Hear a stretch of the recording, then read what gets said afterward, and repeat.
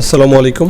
প্রতিদিন চাকরির আয়োজনের নিয়োগ বিজ্ঞপ্তি গণপ্রজাতন্ত্রী বাংলাদেশ সরকার বেসামরিক বিমান পরিবহন ও পর্যটন মন্ত্রণালয় প্রশাসন ১ শাখা বাংলাদেশ সচিবালয় ঢাকা।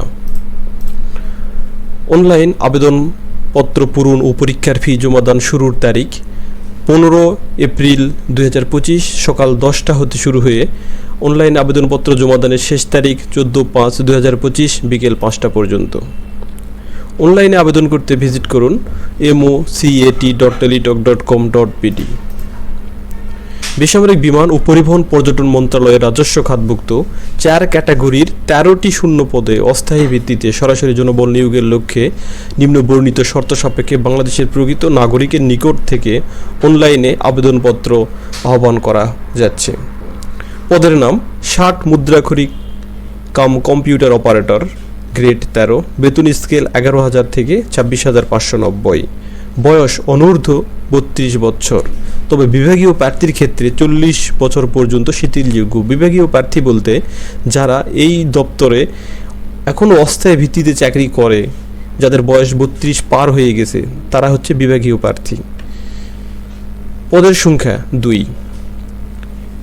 শিক্ষাগত যোগ্যতা কোনো বিশ্ববিদ্যালয় হতে স্নাতক বা সমমানের ডিগ্রি, কম্পিউটার প্রশিক্ষণ প্রাপ্ত হতে হবে।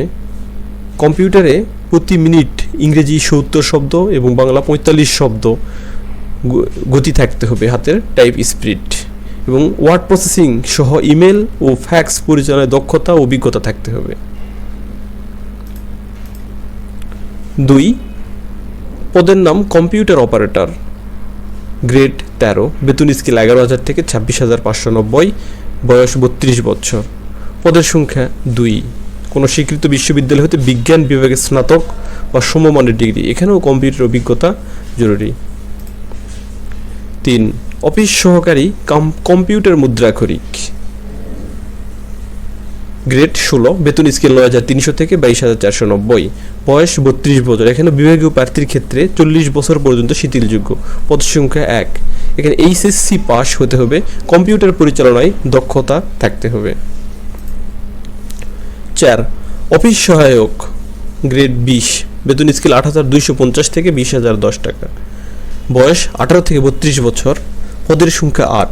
কোনো স্বীকৃত বোর্ড বা মাধ্যমিক স্কুল সার্টিফিকেট বা সমমানের পরীক্ষায় উত্তীর্ণ, অর্থাৎ SSC পাস হতে হবে। অনলাইনে আবেদনের আরও কিছু নীতিমালা। অনলাইনে আবেদন করার পূর্বে অবশ্যই সকল নীতিমালা আগে পড়ে দেখবেন। অনলাইনে আবেদন করতে mocat.teletalk.com.pd ওয়েবসাইট হতে আবেদন পূরণ করতে হবে। আবেদন শুরুর তারিখ ১৫ এপ্রিল সকাল ১০টা থেকে, আবেদন শেষ হবে ১৪ মে ২০২৫ বিকেল ৫টা। প্রায় ১ মাস যাবৎ অনলাইনে আবেদন করা যাবে। তবে শেষ সময়ের অপেক্ষা না করে যত দ্রুত সম্ভব আবেদন করা, আর যত আগে আবেদন করা যায় তত ভালো। কোন পদের বিপরীতে কত টাকা পেমেন্ট করতে হবে সে পেমেন্ট তালিকা।